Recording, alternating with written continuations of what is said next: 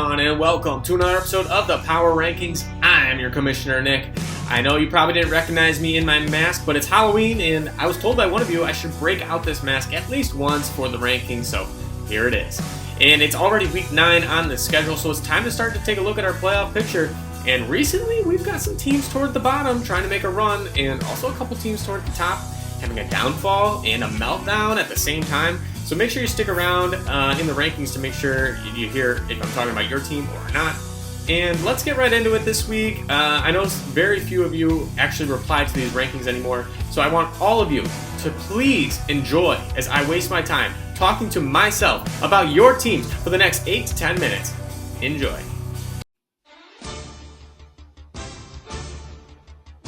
Number 12. The Process. Our reigning, defending, undisputed champion Ryan lost again in the game of the week, and his season is officially dead. The team performed pretty well despite this, as Jaden Reed was the only real disappointment in the starting lineup with just 7 points. Don't think it'll matter though. See you next year, Ryan. Number 11. Beans 445. Beans drops 2 spots in the rankings as he's lost again, and again, and again, and again, and is now just 2-6 on the season. It was an underwhelming performance for most of the offense as Beans had 6 starters put up single digits. Another team we can put the done chain on. Sorry, Beans. Better luck next year. Number 10. Got that dog in him. In the game of the week, Luke got his revenge from last year's championship game against Ryan and snapped his 4-game losing streak, so he moves up 2 spots in the rankings. Aaron Rodgers, of all people, led the team to victory with 20 points, and basically everyone else averaged around 15 points apiece, and that's a recipe for a success. Good for Luke. Let's see if he can keep it going. Number 9. Poppy's prized possession. Brophy drops 2 spots in the rankings after losing the Battle of Keo 130 against Jerry. Ken No Bone Zone Walker was stifled by the Bills defense as he had just 8 points, and Michael Arm Pittman stunk like B.O. as he had just 1 catch for 16 yards. Now 3-5 on the season. Is this the early season Brophy again, or just a minor setback on his playoff run? We shall see.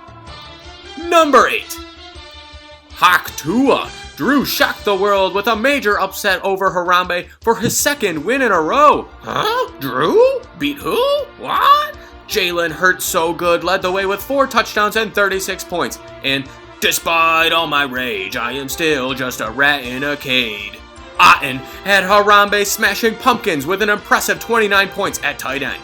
Drew's season died in London, but now with 2 wins out of nowhere, he is right back in the hunt. Number 7. The Implication Reunion Tour on hold. Bum bum ba-dum. My team lost again and drops another spot in the rankings. The team played alright this week. Rico Dayquil was a late inactive due to illness, but it was the Ravens D that really let me down this week. I also got a little too cute with it trying to start Caleb Williams over Kyler Murray, and it might not have been enough anyway, but I should have known better to stick with my guns. And of course, now that I finally have Cooper Kupp back in the lineup and Christian McCaffrey appears like he will be back after the bye week, Brian Thomas Jr. gets injured. You just can't make this stuff up, folks. Number 6. River Riley. Riley managed to snag a win and put up the 2nd most points in the league. But can we talk about Tyler Lockett only scoring 1 point? Seriously? 1 point? You'd think Riley might have seen that coming and had a backup plan, but nope. Just trotted him out there and hoped for a miracle. It's like he's determined to leave points on the table. If Riley wants to keep this lucky streak going, he might want to start paying attention to the basics. But hey, who needs consistent players when you're flying by the seat of your pants, right? Number 5.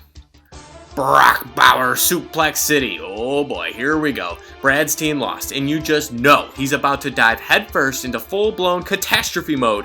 Michael Jackson Smith and Jigba was not a thriller of a start as he barely cracked double digits. Brad's probably staring at the standings like it's some apocalyptic omen, already lamenting how the whole season is doomed. By tomorrow, he'll have convinced himself they'll never win again, and that every other team has transformed into unbeatable juggernauts. Honestly, we're about 10 minutes away from him drafting up a rebuild from the ground up plan and suggesting we should trade half the team for draft picks. Classic Brad meltdown incoming. Number 4. Quantum Cheeseburger Farewell Tour. Jerry stole the W against Brophy in the Battle of Keo 130 and is starting to look like a real threat again here in bad company. Kirk Cousins led the way with 4 touchdowns and 35 points. Now 5-3 on the season, Jerry is creating some separation between himself and the losers at the bottom of the rankings. Number 3. Brad's and Kamish's daddy, Hunter, defeated Brock Bowers, Suplex City in the Brock Bowl thanks to Brock Purdy's 26 points. Hunter got a little lucky this week as he scored the 4th fewest points in the league, but he's now 5-3. Number 2. Harambe Revenge Tour. Well, ladies and gentlemen, I haven't seen a takedown this shocking since Harambe at the Cincinnati Zoo, as Oliver falls out of the top spot in the rankings after an astonishing loss against Drew. Oliver came on the rankings last week and called Drew a cupcake, and guess what? Harambe's weakness is cupcakes. Amon-Ra St. Brown had an uncharacteristic 8 points, and Jordan Love unfortunately left the game early due to injury. Oliver has Luke on the schedule next week, and Oliver also called Luke a cupcake last week. So, are we about to witness the downfall of Harambe? And number 1. When legends rise, Frank the Tank is the new king of the castle after putting up the most points in the league and defeating the commissioner for his impressive 6th win in a row. Kyron Williams got things off to a hot start, putting up 22 points on Thursday Night Football, and Frank celebrated National Tight Ends Day by starting both Kyle Pitts and Travis Kelce, who combined for 50 points. What a run for this team. In fact, they're doing so well, Donald Trump took time out of his day to send the following message to Frank. Let me tell you, folks, when Legends Rise is doing a tremendous job, just fantastic. Nobody is doing it better. People are talking about it everywhere, believe me. They're getting things done like nobody's ever seen before. It's incredible. Keep up the great work, Frank.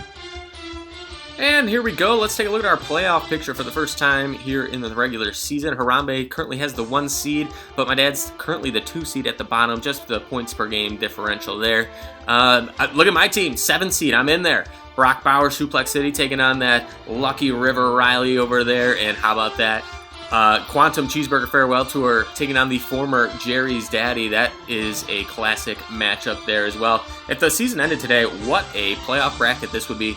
Note at the bottom in the hunt, Hawk Tua, who was dead just a couple weeks ago, is the first team out of the playoffs right now. Can you believe that? Poppy's prize possession is right there as well. And then there are 3 teams at 2 and 6. So let's take a look at our Week 9 matchups. Last week I went 3-3. First matchup, we got Hunter taking on Ryan, and I'm going to take Hunter in this one right here. Next, it's Got That Dog, and I'm taking on Harambe Revenge Tour in a championship rematch from just a couple years ago. Don't forget, we already established Harambe's weakness is cupcakes, so I'm taking Luke in this one. Then, it's Beans 445 taking on Quantum Cheeseburger Farewell Tour, and I'm rolling with Jerry in this one. Next, we've got When Legends Rise taking on River Riley, and I'll take Riley in this one. My dad can't keep winning all the time, right? Right? Riley will get lucky yet again. And lastly, we've got Brock Bowers, Suplex City, taking on the Implication Reunion Tour on hold, and I'm confident in my guys. Brad's in catastrophe mode, I beg your pardon. I'll take my guys for the win. And in the game of the week, we've got Hawk Tua making his primetime debut. And every team in the league now has 1 appearance in the game of the week. And Drew will be taking on Poppy's prize possession in a loser leaves town matchup. Both teams enter at 3-5 and absolutely need a win to stay in the hunt. Drew's strength is he has Jalen Hurts coming off a huge game. Meanwhile, Brophy has CeeDee Lamb coming off an even bigger game. This one's going to be interesting, but in the end, I'm rolling with Poppy's prize possession to get the win. And that is all I've got for you guys. Have a happy Halloween. Good luck this week. Thanks for watching.